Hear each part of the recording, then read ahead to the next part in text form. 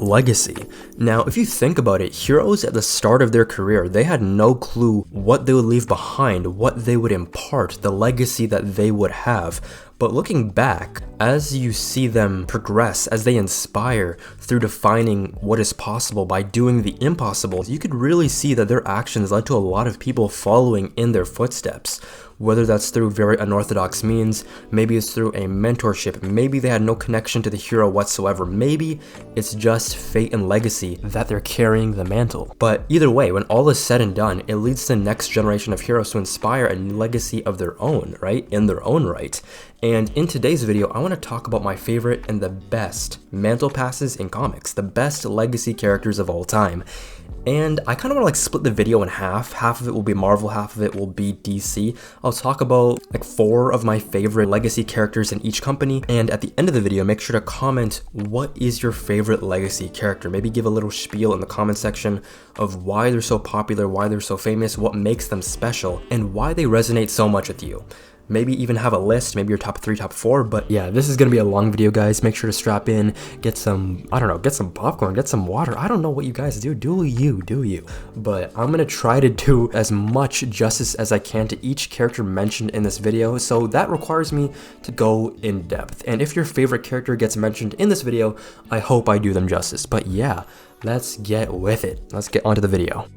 I can't talk about a legacy video without mentioning Dick Grayson, Nightwing, the boy wonder, my goat. I'll try to keep this brief since I literally made a whole video on Nightwing. Please feel free to check it out, you know, shameless plug.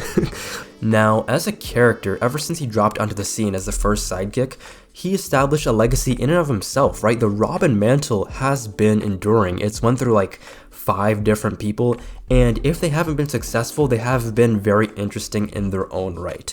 Robin is a fantastic legacy mantle, and we've seen him progress from the golden age to the bronze age, right? Becoming a man. He started off as a 10 to 13-year-old boy to now a 30-year-old adult, going through one of his greatest chapters, right? By Dan Waters. He's doing a fantastic job. But going to the gold and the silver, the bronze age. In the bronze age, when he had his new Teen Titans team, he led the flagship title of DC. It was their most popular title. And as I've said before, he is the connective piece, the glue to the entire universe, because as I've said, throughout the ages, they do establish new characters, and he has had his fingers in basically every single pie at this point. And going through his transition into being Nightwing, getting out of the shadow of the bat, he is the legacy of not only Batman, but also Superman, the light and the dark, because the Nightwing name in and of itself is actually from a Kryptonian, I don't want to say folklore, it kind of is, but it was from a Kryptonian vigilante and even one of their gods. So Nightwing carries on the legacy of Krypton and of Gotham. He is a man of two worlds, right? He's always in the grime, the gritty, the street level, while also dealing with a lot of the cosmic, the spiritual, the supernatural on the Titans and stuff like that. And he is just overall just a great figure of hope, a beacon, not only of light, but also of struggle, right? He goes through his own pains, but at the end of the day, he recovers. He doesn't let himself get consumed. Even when he does go through these very dark periods where his personality shifts and he gets very out of character because of a huge loss in his life, he ends up becoming better because of it, right? He becomes a better man. It leads to a next chapter where he doesn't repeat the same mistakes. And Nightwing as a whole, you could see him kind of carve out his own path. He established himself in a new city of Bloodhaven. He has his own villains. He has his own 100-issue comic run. He's one of the most successful legacy characters because he is not only very separate from Batman. Yes, you can't really take away a lot of the Batman DNA, considering he will be connected to Batman crossovers and stuff like that, but he is a character who can handle a standalone, more so than a lot of the OG established characters that have nothing to go off of, right? As I've said before, characters like a Thor or like a Hulk, they aren't even getting to 100 issues. I don't know how that's possible, but Nightwing is long-standing. He is the character that you can always rely on to have a title going triple digits strong. And I guess even moving forward, he became Batman. And not just any Batman. He redefined the legacy. People at DC, their entire editorial, they were dead set on giving Dick Grayson some of the best, if not the best set of Batman stories within a particular given era, right? He had Batman by Tony Daniel, he had Grant Morrison, Batman and Robin, Streets of Gotham by Paul Dini, Gates of Gotham and Black Mirror by Scott Snyder. He was in the Justice League of America by James Robinson. He was in the Titans. He was all over the place in the Bat Family runs. He was the character. They completely ran with it. Even though he only stayed as Batman for 2 years, he made a lasting impact. Before that, in Prodigal, he took up the mantle as well, and he was somebody that will always live up to the burden of something as huge as Batman. Batman as a mythological concept will outlast all of us, but he somehow found a way to make the role his own. And it's all better for it. And even then, it's not like he had to like deal with Batman rogues just in and of itself. Yes, he had to deal with that, but he had his own new set of rogues. Professor Pig is a Dick Grayson Batman villain. He should have stayed that villain, honestly. In the rebirth era of Nightwing, they made sure to give Nightwing a couple Professor Pig stories that were pretty good, honestly. Nightwing Must Die. And Benjamin Percy, I'm pretty sure, also gave a pretty cool 2-issue arc. But on top of that, like Tiger Shark, Batman just be taking a lot of Nightwing's established Batman villains, which honestly kind of sucks for like the progressive flow of his character. It kind of saps away some of it just so Batman could like stay in the limelight. I love Bruce. He is my favorite comic book character. But when you think about it, just like a lot of the legacy characters I'll talk about, he really did establish a lot of the great things that you know about modern day Batman. Okay, legacy character number 2. I want to talk about the Blue Beetle legacy, because even though like the main character I want to talk about is my favorite, Jaime Reyes, something that I want to like point out is that the Blue Beetle legacy in and of itself is one of the most fascinating in all of comics, because nothing that came after is like what happened before. So we have like Dan Garrett. He was more of a mystical fighter. The Scarab didn't really bond itself to him, but it gave him mystical strength, speed, and those superhuman abilities. Ted Kord, after him, was more of a Batman-like character. He was very street level. The Scarab never really worked for him, so he was somebody who had to resort to gadgets. And because of that, there was some sort of connection that you can make with him and Bruce, right? Being the sort of humans, I guess, of Justice League International. And then you move on to Jaime Reyes, the first person to get the Scarab to bond with him, and it becomes a sort of Iron Man symbiote type of thing. The Reach, who created the Scarabs, introduced this kind of cosmic aspect to DC and to Blue Beetle, this underlying thing that was always really there, kind of retconned to be there. But once it finally bonds with somebody, the goal would be to become kind of like a sleeper agent to take over Earth, right, for the Reach.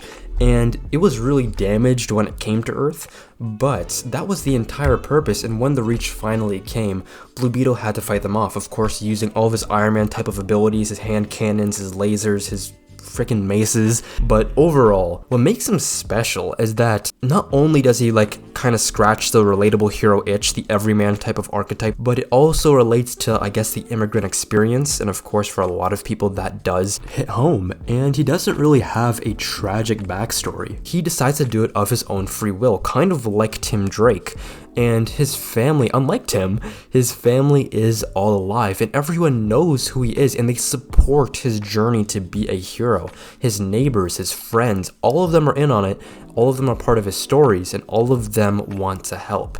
They aren't baggage, they are a supportive piece that uplifts him in his times of trouble. And I guess one of the cool things, I guess, is him like establishing a relationship with like Booster Gold and stuff like that, because if you guys know, the death of of Ted Kord in Infinite Crisis was a shocker. And not only that, it had supreme negative effects on Booster Gold. This man had a whole series trying to go back in time to fix what happened, right? But Rip Hunter had to tell him, this is a fixed point. No matter what you do, any effort that you may try, any sort of technique to kind of bypass this circular loop, it will like blow up in your face. It's such a fixed point that trying to defeat characters that he would otherwise smoke in a battle, like a Joker or whoever, will literally end up with him losing. Like Joker, Dude, the timeline literally gives people plot armor to defeat people who are messing with it. That is so interesting, but like Blue Beetle kind of had to prove himself that, dude, I'm not trying to replace Ted Kord. I never even knew the guy, but I'm trying my best to live up to this Blue Beetle legacy. Honestly, if both of us could just work together and kind of get stuff done, this can be a great friendship. A lot of this was established in like 52 and Generation Lost when Booster Gold made his own Justice League team. And furthermore, he even has connections to like Charlton characters. If you don't really know, Charlton is a kind of like a brand that DC bought that had their own characters. It had Blue Beetle, The Question, Captain Atom. One cool thing that they did was give him a sort of mentee-mentor relationship with Peacemaker, who was another Charlton character, and that's like one of the highlights of the Blue Beetle series. Honestly, I would recommend it. Read Blue Beetle, I think it was 2006, right after Infinite Crisis. Infinite Crisis is what introduces Blue Beetle to the masses, and then after that, there's I'm pretty sure it was a Keith Giffen and like John Rogers continued it. Great book. Josh recently had a pretty good graduation day comic where we see Blue Beetle kind of go into the next phase of his life, right? He's becoming older now, he's moving on to like college, and they also like expanded the Scarabs. They kind of positioned Blue Beetle into more of the Power Rangers kind of like Kamen Rider tokusatsu type of genre, and that's honestly such a brilliant way to position one of your heroes and a really cool like niche that people are interested in. And I'm sure if a lot of people even knew that Blue Beetle was like this, they would jump onto it as fast as they can. I really do appreciate the Blue Beetle movie in and of itself from exploring this aspect in the film. Okay, so these next two are going to be a bit of a cheat, but let's talk about the Flash first. Yeah, let's talk about the Flash. So, Barry Allen. I like characters, and I think it's really impressive when legacy characters become so iconic that people don't even realize that they are following a legacy. People think Barry Allen is the only Flash, or just the main Flash in general. People don't even recognize or think about Jay Garrick from a normie standpoint, right? I'm sure if you watch the Flash TV show and stuff like that, you would know that there's Jay Garrick around and stuff like that. But Barry Allen, what makes him so special, and this pains me to say, as a Wally West fan. No, I'm joking. People think Wally West fans hate Barry Allen with a passion. Yes, there are those select few, a very vocal minority, but people do realize how important Barry Allen is to the whole story of The Flash. But I guess the important thing about Barry is that he kind of sparked the Silver Age. After like World War II and comics are more on a decline, especially superhero comics, Barry Allen came in to save the day, right? To show that there is a cosmic sci-fi aspect that all of you other guys that are reading those types of comics are like reading, right? People are really into cosmic sci-fi and that type of stuff. But Barry came back and he was like, dude, we have that too. We can do exactly that. And he was honestly the first real reimagining of a Golden Age character, to the point that it sparked many other of those creations in the Silver Age. And I guess in general, one really cool thing with that is that when he met Jay Garrick, right, in Crisis of Two Earths, or Two Worlds, something like that, that single issue not only sparked and created the whole DC multiverse, that entire concept, but it was honestly, in my opinion, or from what I know of, the real first point of multiverse exploration in fiction, in at least mainstream fiction, right? That people like kids would get their hands onto, right? That they would have to hold, right? That was the first mainstream depiction of the multiverse, to the point that it really became a whole genre in and of itself. We have Flash to thank for that. I know a lot of it has been really overdone, especially with like the multiversal saga in like Marvel and all the extra like multiverse stuff in mainstream superhero media, but at the time it was a very novel concept, and all throughout comics history, it's been one of the most fascinating parts of not only DC but also Marvel. The DC multiverse, that entire concept is one of my favorite parts about the universe, right? The entire like multiverse map that Grant Morrison made in Multiversity, from all different variations of these characters to the certain bits and connections from like the Sandman universe and like Lucifer and Animal Man, Swamp Thing, the whole Vertigo side of DC, from Milestone Comics with Static to even like the Wildstorm stuff, like the Authority and like the Bleed, and how you have to use like the Bleed, go through different dimensions. The DC multiverse in and of itself, it's all different vibrations and frequencies, and if you hit that exact frequency, you can travel to those points. Just talking about it makes me think that it needs its own video. The multiverse saga and everything that DC built like during like the 2000s and 90s, 2010s was one of my favorite aspects, and people really have to give Barry Allen his credit.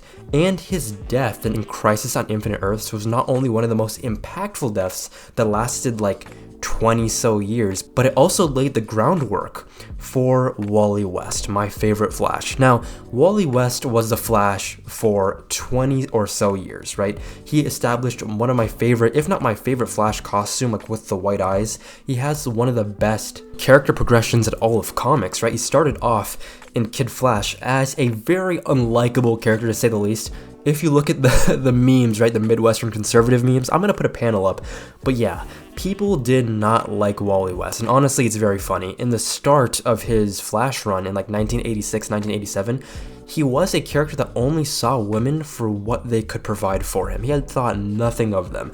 And in William Messner Loeb's run, one of my favorite and most underrated runs before the Mark Waid run, he developed character progression, right? He made Keystone City, right? A city for Flash to not only thrive in, but to be kind of separated from Barry Allen. And he introduced Linda Park, a woman that he would not only end up marrying, but have kids with, right? And even in like 2023, he's had his third kid. So he has had more progression than Peter Parker. I honestly see Wally West, and even Barry Allen at that point, I see Wally West as Peter Parker done right. Even in like Mark Waid's run, there was an arc called Hell to Pay. And similar to One More Day, he had to make a deal with the quote-unquote devil to sell his marriage. And unlike Peter, his love for Linda was so strong that it negated all of the crazy things that Neuron was doing. If only Peter was written this way. And I guess on top of that, Mark Waid's run is so peak. Like, not only did it like establish the "my name is Wally West and I'm the fastest man alive" at the beginning of each issue, which is honestly iconic and something that the Flash TV show basically took. Wally's run established the Speed Force, the extra-dimensional power that all speedsters derived their abilities from. And seeing him progress in his abilities from developing constructs to electricity to all of these things made his progress even more fascinating, because we saw him develop as a character along with his abilities. And the rogues that he gained were peak, like from Savitar to Zoom, through like Jeff Johns' run, who literally developed all of the original Barry Allen villains, all of the rogues. He gave them more depth. Captain Cold, Weather Wizard, Mirror Master, Captain Boomerang, all of them. He made sure to make them unique, from establishing the rules that they will never kill like women and children or like speedsters because of the consequences and their moral code, to like making individual rogue profiles or like rogue issues where it's like there's a single issue that has all of what you would need to know about the character. It's a complete character study and psychological analysis of each rogue member, and that honestly made each villain that appeared in Jeff Johns' run a standout in the book. And overall, Wally West is one of the most complete characters in all of comics, and his progression follows such a linear format that anyone could really follow. Since his first issue came out in like 1987 all the way up to like the 2010s, and then there's a huge break from like New 52, and then he came back in Rebirth, and then now his first like solo run in a couple years, in many years, was during the Jeremy Adams run, all the way up till now. He is the main Flash of the universe, which honestly can't be said for most of the characters on this list, right? He is still the main Flash, making him possibly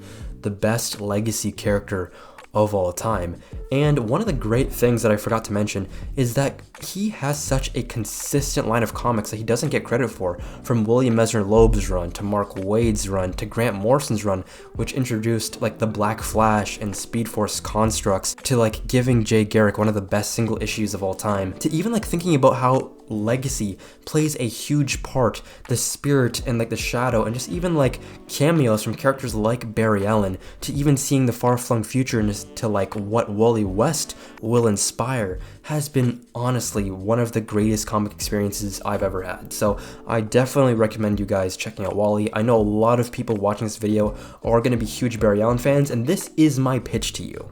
But yeah, I highly recommend you guys check it out.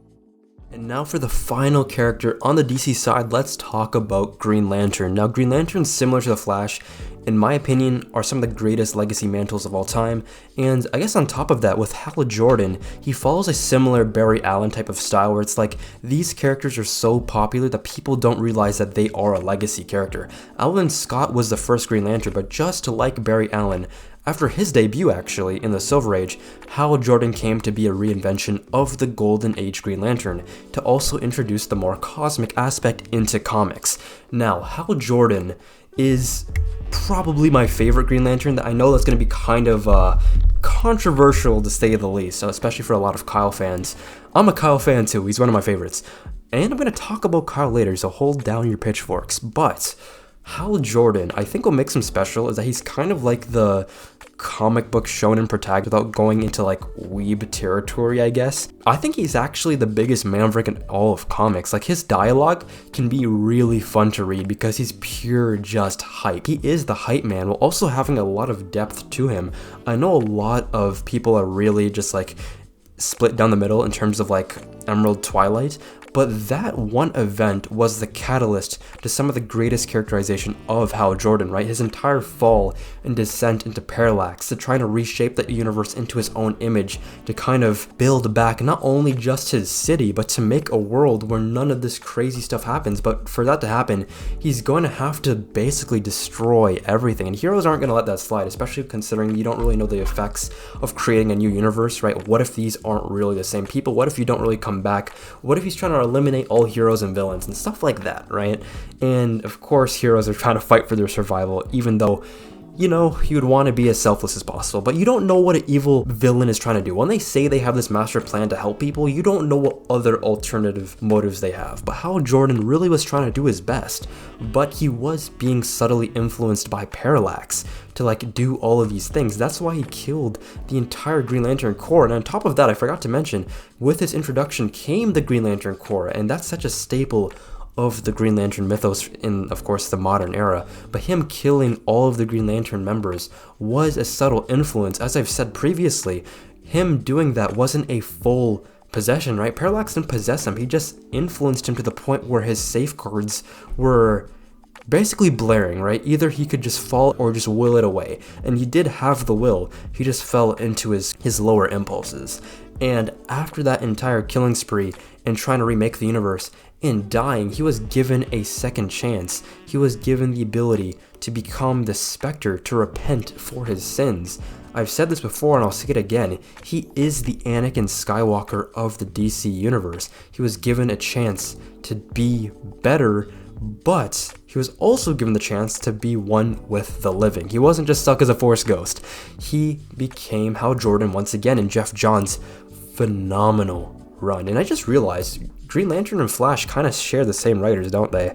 And they have great runs because of it, and they're pretty consistent. But with the introduction of Hal back into the modern day mainstream comics came the emotional spectrum, came all of these things. It was kind of like a centerpiece to exploring the spectrum, because at the end of Jeff Johns' run, he's essentially worn every single ring, and his relationship and dynamic with Sinestro, with Atrocitus, with the Larfleeze, to all of these different lanterns, with Carol, right? Carol Ferris from like the Star Sapphires. All of these things were so fascinating.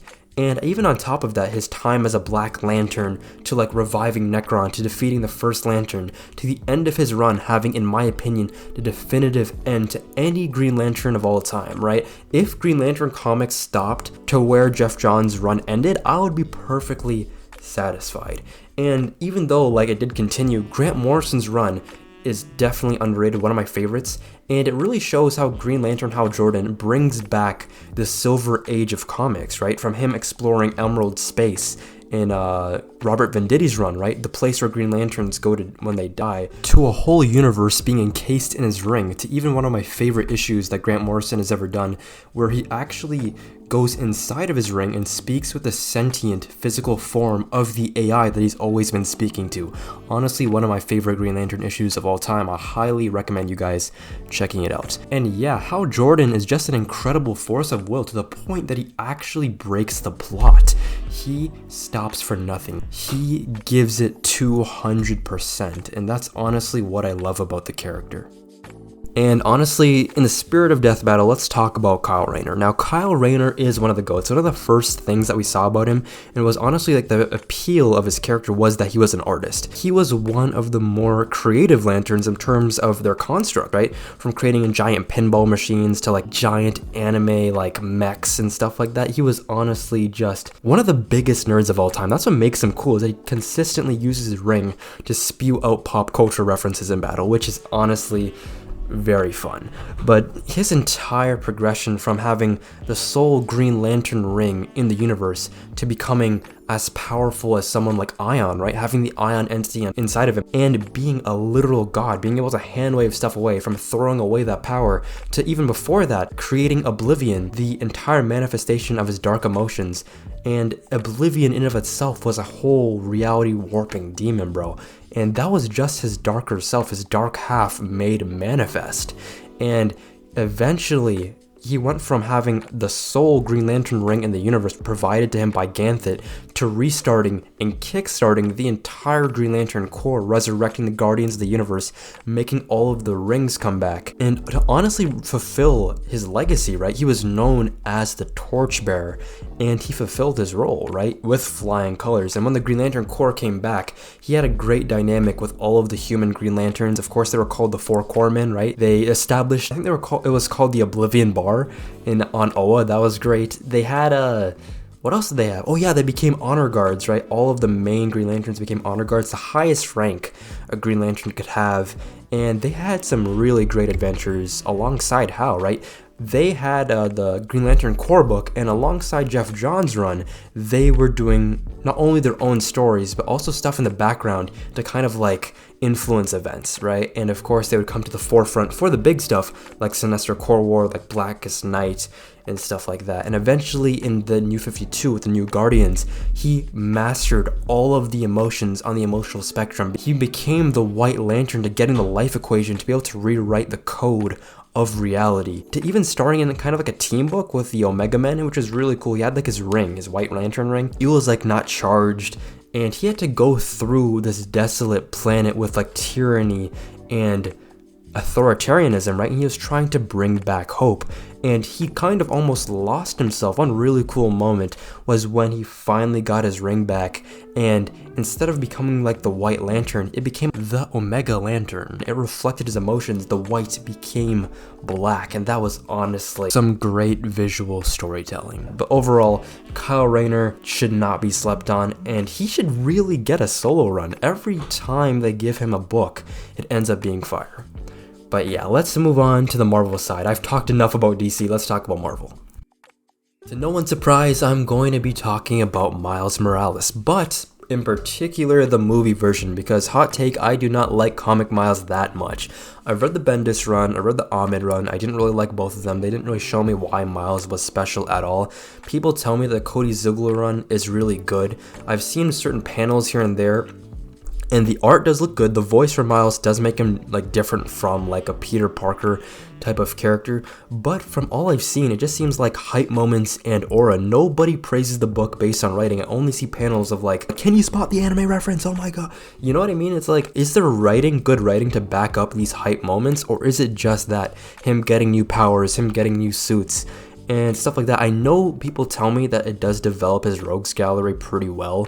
I haven't seen it. People say that he has a very mid love interest on top of that, but I haven't really been proven wrong whenever I ask people. People do say that it starts off really strong and kind of veers toward mid-ish territory and then kind of boosts itself back up and goes down, but that's honestly a lot of comics, so I can't really fault it for that. But yeah, tell me in the comments down below what makes it special. I'll really want to check it out if people tell me and give me good reasons why. I just don't really have like the patience to like fully commit to a Miles run considering how mid or just garbage the previous ones were. But what makes me really like Into the Spider-Verse and just the Spider-Verse versions of Miles is that it really accentuates the hero's journey of the character from having this ordinary person like you or me to like fully showing the culture, the Afro-Latino culture of Miles and kind of getting us into the family, right?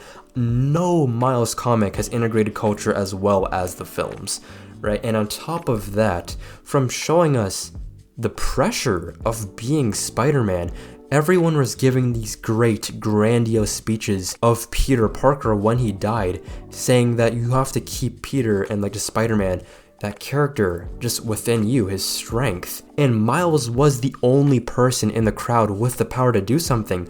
The burden that must feel to a kid who's just trying to figure himself out is honestly very excruciating, and honestly Miles is just a trooper for just going through with it, to trying his best to fight, even though you had no idea what was going on with his personal life, to moving to a new school, to having all these unfamiliar people around him, to not knowing what his future career would be. He still found a way to fight, and all of this like insecurity with his powers, not knowing how to use it properly, to like fumbling in missions, to like getting himself in just trouble, right? To the grief of seeing Aaron Davis, his uncle, die, to actually progressing Aaron Davis's character to the point where he became very likable, to when we actually saw him be revealed to be the Prowler, we all had this very immediate shock. Of course, if you read comics like myself, you weren't really shocked, but like the way they kinda showed that scene off, how they portrayed it was really well done, to like his death just felt very impactful. And that was kind of the moment that kind of pushed him back into his shell, but eventually elevated him even further. That "what's up danger" moment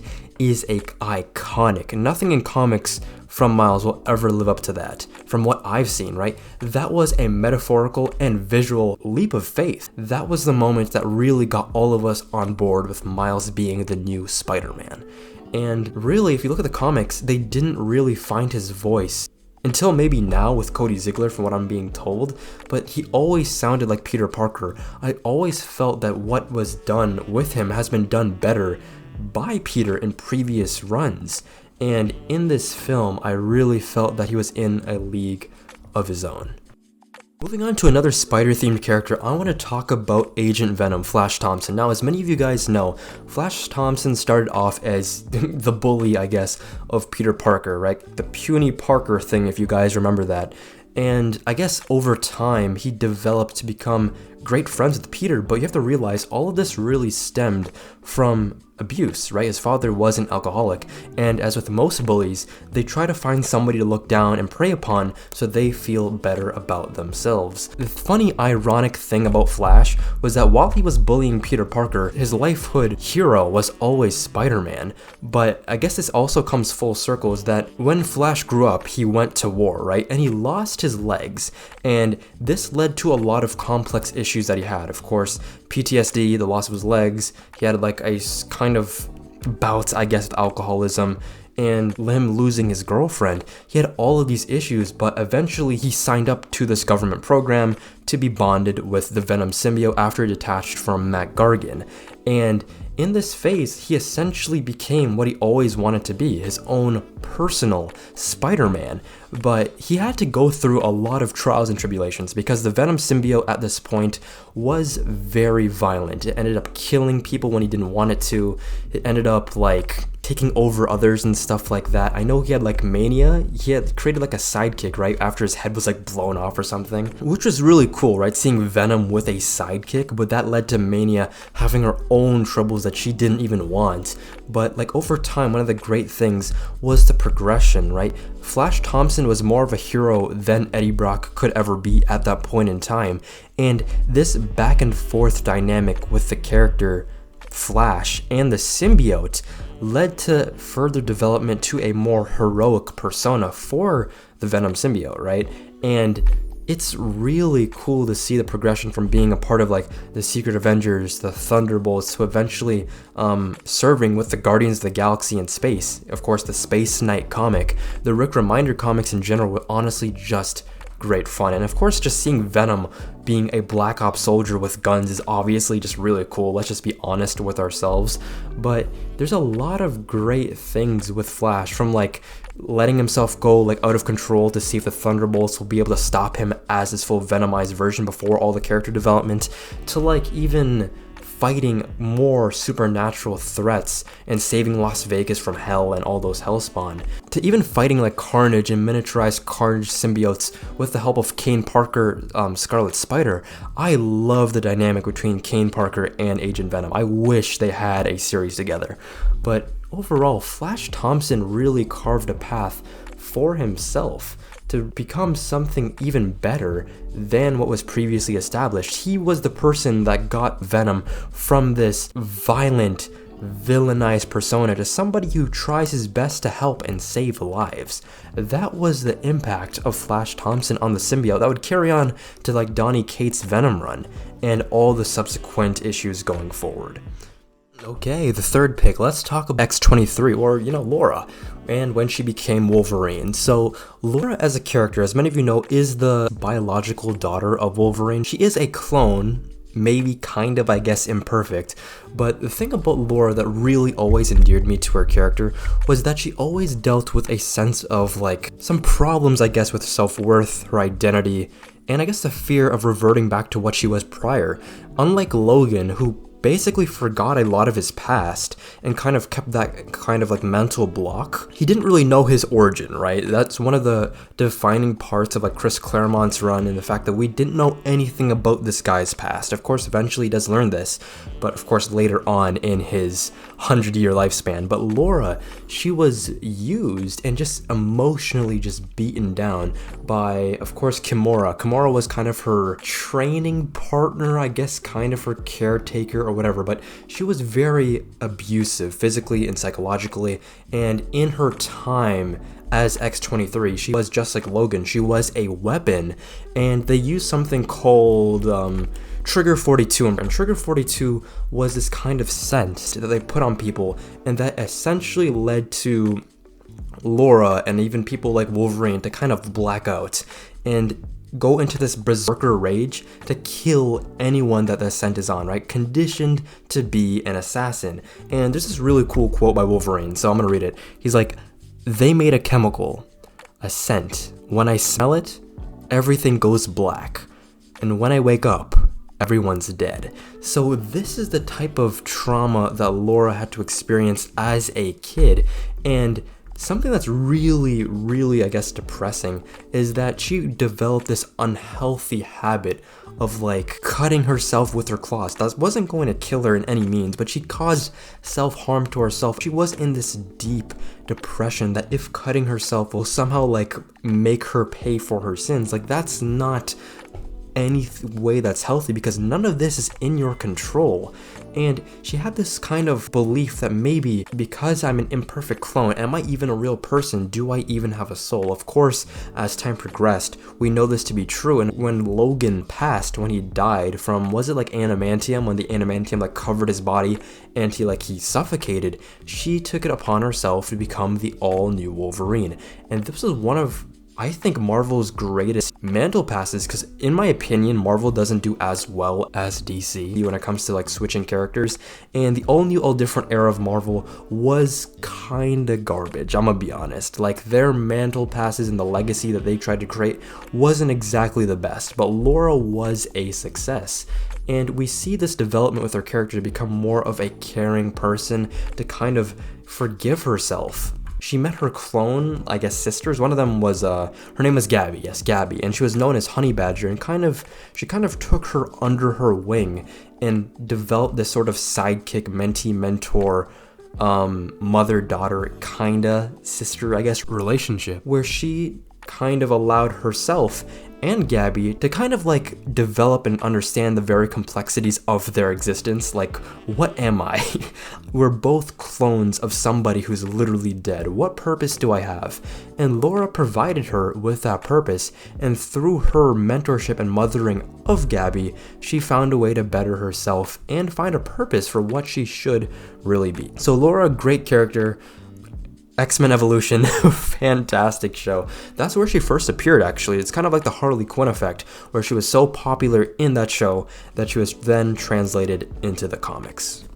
And finally, let's talk about the most underrated legacy character of all time, and that is Danny Ketch as Ghost Rider. Now, Danny Ketch is a very interesting reinvention. He's kind of like the Wally West of Ghost Riders, because he is the character that brought in a lot of the most famous aspects of the character, kind of reinvented how his stories were told, the more dark and gritty versions, to making him one of the biggest A-list characters in Marvel for a time, leading the Midnight Suns, creating that team, right?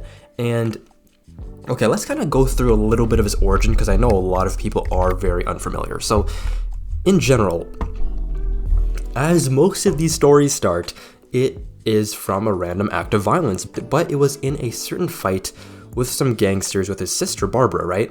And him and his sister were fighting them off, but Barbara was mortally wounded. And in this desperate time, he touched this motorcycle, right? And he was transformed into the Ghost Rider. It wasn't like selling his soul with the devil like what Johnny did. It was just he was surrounded by evil, right? And not just well, that's what he assumed, right? What it was actually about was because of his bloodline. He's actually the half-brother of Johnny Blaze, and he's connected to the Kale bloodline, who has this huge history of being connected with Mephisto and being agents of vengeance. And when he actually became the Ghost Rider, he was kind of sharing this spirit. Every Ghost Rider has a spirit of vengeance. It wasn't just an alter ego like what Johnny had in the beginning. Of course, it became Zarathos later on, but for Ketch, it was Noble Kale, right? The Kale bloodline was the problem, and Kale had this huge complexity with him, having his own moral code